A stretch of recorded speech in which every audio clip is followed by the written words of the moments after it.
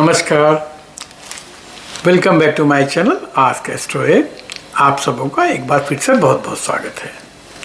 हम सभी लोग किसी न किसी रत्न को धारण करते हैं या अक्सर जब भी किसी एस्ट्रोलॉजर के पास में जाते हैं तो उसको पूछते हैं कि भाई हमारे लिए किस्मत के लिए हमारे लिए कौन सा रत्न सबसे अच्छा होगा।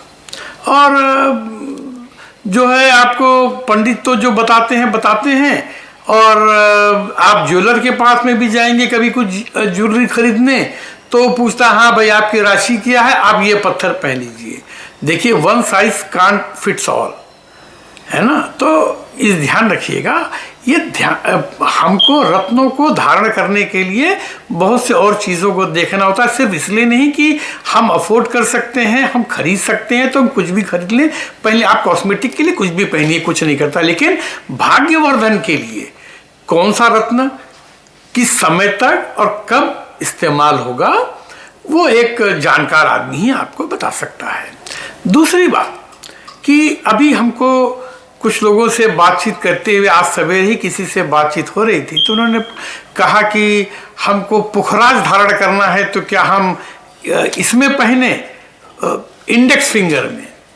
तो मैंने कहा कि एक अच्छा सब्जेक्ट है, इस पर बहुत से लोगों की भ्रांति है, लोगों को नहीं पता है, तो ये एक बार बताना बनता है। देखिए हमारे हिंदू शास्त्र में तर्जनी उंगली जो है ये वर्जित है। ये किसी भी शुभ काम में, किसी भी अच्छे काम में इसीलिए कहते हैं कि भाई इसको उंगली नहीं दिखाओ। तो उंगली दिखाना हमारे वहां अच्छा नहीं माना जाता है। क्यों नहीं माना जाता है? क्योंकि शास्त्रों में इस उंगली को किसी भी शुभ काम के लिए वर्जित किया गया है। अब क्या करेंगे हम?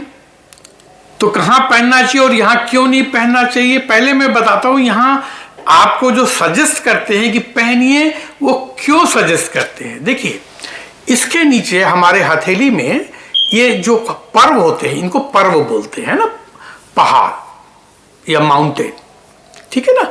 तो ये जो होता है ये बुध पर्वत कहलाता है, ये जो होता है ये सूर्य पर्वत कहलाता है नेम फेम पोजीशन के लिए। ये जो बीच का होता है ये शनि का पर्वत कहलाता है और ये जो होता है ये बृहस्पति जुपिटर का पर्वत कहलाता है और ये जो होता है ये शुक्र का पर्वत कहलाता है। ये जो है चंद्रमा का है, ये मंगल है। तो ये हमेशा ध्यान रखिएगा कि हमको जब भी पहनना होता है तो लोग बता देते हैं कि पुखराज पहनना है तो इसमें पहनिए क्योंकि ये बृहस्पति का वो है। भाई एक बात बताइए, आपको बृहस्पति तो वहां खुद है ना, तो आप पहनते किस लिए हैं? नेम फेम पोजीशन के लिए। बृहस्पति आपके विद्वत्ता का मालिक है, बुद्धि का भी मालिक है, सरकारी कामकाज आपके इन सब चीजों का मालिक है। तो उसमें आप पहनेंगे तो अपने घर में ही रह गया भाई, तो फायदा क्या हुआ? इस तर्जनी का उपयोग निषिद्ध है। हमको अगर पहनना होता है कोई भी चीज तो ये पुखराज जो है हम हमेशा इसमें पहनेंगे, रिंग फिंगर में, अनामिका उंगली में। ये क्यों? कि ये जो है सूर्य का स्थान है। अब सूर्य अगर आपका बलशाली है तो अच्छा है और कमजोर है तो ये पुखराज उसको भी इनहेंस करता है जुपिटर के साथ में। तो सूर्य और बृहस्पति ज्ञान और तेज ये दोनों मिलके आपको एक नया ही लुक देते हैं, एक नया ऑरा देते हैं।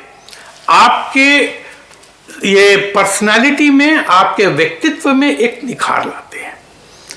देखिए परशुराम और लक्ष्मण का संवाद जब होता है तो उसमें परशुराम जी जब लक्ष्मण जी को धमकाते हैं तो लक्ष्मण जी कहते हैं ना कि पुनि पुनि मोहि दिखाऊ कुठारू चाहत उड़ावन फूंकी पहाड़ू। के रे भाई आप हमको दफे दफे अपना फरसा क्यों दिखाते हो? ये तो वैसा ही है कि कोई आदमी फूंक मार के पहाड़ उड़ाना चाहे हैं। तो कहते हैं कि इहां कुम्हड़ बतिया को नाही, इहां कुम्हड़ बतिया को नाही, जे ही देखी जे ही तर्जनी देख ही मरी जाई, कि यहाँ पर कोई कोहड़े का या लौकी का पेड़ नहीं है जो उंगली दिखाने से, हमारे वहाँ खास तौर पे उत्तर भारत में ये प्रचलित मान्यता है कि कोहड़े, कद्दू और लौकी के पेड़ को जब उसमें फल आते हैं तो उसको उंगली नहीं दिखाते हैं, तर्जनी दिखाने से वो मर जाता है। तो लक्ष्मण जी कहते हैं कि मैं इतना कमज़ोर नहीं हूँ कि जो एक उंगली तर्जनी दिखाने से मैं मर जाऊँगा। तो कहने का तात्पर्य ये है कि हमारे वहाँ इस चीज़ को अच्छा नहीं मानते हैं, तर्जनी में कोई भी वस्तु धारण करना जिसके द्वारा हम अपने भाग्य को और जगाना चाहते हो, हम अपनी किस्मत चमकाना चाहते हो और ऐसी जगह करें तो कहाँ से काम चलेगा। तो ये बहुत बड़ी भ्रांति है बड़े सारे लोगों में। यह अगर आप एक भारत में रत्न शास्त्री हुए हैं रत्नचंद्र धीर, अगर आप उनकी पुस्तक भी पढ़ेंगे तो उन्होंने भी ये रिकमेंड किया है कि इस उंगली में, तर्जनी उंगली में पुखराज को धारण नहीं करना चाहिए, ये हमेशा अनामिका में धारण कीजिएगा तो आपको उसका फायदा होगा। आप अगर पहनते हैं पुखराज और इस उंगली में पहनते हैं, एक बार चेंज करके देखिए, चेंज करने के पहले उसको आपको परिचित करना होगा। वो कैसे कि 1 कटोरी दूध लेना है आपको किसी भी बृहस्पतिवार के दिन में, 2 चम्मच लाल मसूर की दाल लेनी है। लाल मसूर की दाल को नीचे आसन पे ऐसा बिछा करके उसके ऊपर कोई भी कटोरी धातु की, तांबे की कटोरी हो सबसे उत्तम है, नहीं है तो कांसे की कटोरी लीजिए, बेल मेटल, नहीं है तो पीतल की लीजिए, नहीं है तो फिर स्टेनलेस स्टील, चांदी जो है वो लीजिए। चीनी मिट्टी का बर्तन नहीं लेते हैं। बहुत से लोग कहते हैं जी हम बोन चाइना, पहली बार आप समझ लीजिए बोन चाइना के नाम में 2 बड़ी चीजें छिपी हैं, एक तो बोन और ऊपर से चाइना।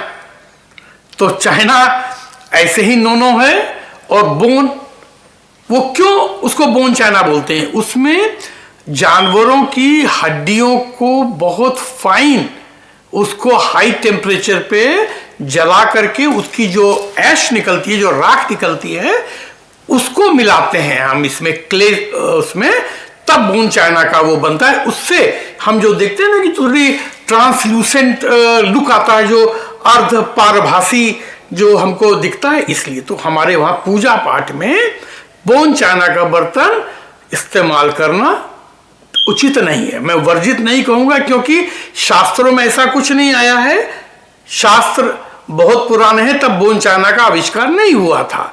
तो जो बात करें हम साइंटिफिक आधार पे करें वो ज़्यादा अच्छा है। चूँकि हम बाकी छूत-छात मान लेते हैं कि भाई ये नहीं होना चाहिए, निरामिष रहना चाहिए, ऐसा रहना चाहिए, तो फिर हम ऐसा पात्र कैसे इस्तेमाल कर सकते हैं जिसमें हड्डी का चूरा मिला के बनता है। आप कभी भी गूगल कर लें, अगर बोन चाइना के बारे में आपको ज़्यादा जानकारी चाहिए तो आप करके देख लें वो कैसे बनता है, आपको पता लग जाएगा। इसीलिए पुराने ज़माने में हमारे वहाँ चीनी भी पूजा के काम में इस्तेमाल नहीं होती थी, वहाँ पर गुड़ या खांडसारी इस्तेमाल होती, क्योंकि मिल की चीनी ये हड्डियों से ही परिष्कृत करी जाती है। हम लोग तो देखिए बाहर भी रह करके हम नहीं खाते, हम लोग तो देसी खंडसारी इस्तेमाल करते हैं, चाहे कितनी भी यहाँ महंगी मिले। हिंदुस्तान में सस्ती है, स्वास्थ्य के लिए भी लाभदायक है, वो इस्तेमाल करें। किसी बर्तन में उसको आप अंगूठी को या लॉकेट को रखें। दूसरी बात कि कोई ज़रूरी नहीं है कि आप उसकी अंगूठी ही पहने, आप उसका लॉकेट भी पहन सकते हैं, वो उतना ही फायदेमंद है। तो उसके ऊपर में इतना दूध डालें कि वो ढक जाए और उसके बाद आप एक अगरबत्ती लगा करके उसको ऐसा अगरबत्ती दिखा दें। अगर कोई मंत्र पढ़ सकते हो तो बृहस्पति नमः का मंत्र पढ़ लीजिए, अथवा कोई ज़रूरत नहीं है हाथ भी जोड़ लीजिए, उतना काफ़ी है। और करने के बाद में आप उसको निकालिए, उसी कटोरी के ऊपर थोड़ा सा पानी डाल के उसको वॉश कर लीजिए और उसको धारण कर लीजिए। अगर नई अंगूठी आप बनवा के मंगवाते हैं तो उसका सबसे उत्तम तरीका क्या रहता है कि अंगूठी बन के या लॉकेट बन के आ जाने के बाद किसी भी करीब के शिव मंदिर में जाइए, बृहस्पतिवार के दिन में अथवा सोमवार को, क्योंकि सोमवार को तो अमूमन सब जगह पर उनका जलाभिषेक होता है। तो आपको प्राण प्रतिष्ठा करने के लिए वो लंबी चौड़ी प्रक्रिया से नहीं गुजरना पड़ेगा। वो शिव के अभिषेक के जल में उसको आप डुबा देंगे और ला करके उसको फिर आप धारण करें तो वो आपके लिए प्राण प्रतिष्ठित हो जाएगा। इतना काम करना है, ये करके देखिए, आपको काफी फायदा होगा। मिलते हैं किसी और नई सोच और समस्या के साथ में अगले किसी वीडियो में। तब तक के लिए स्वस्थ रहिए, सुखी रहिए और बीमारियों से बचे रहिए। नमस्कार।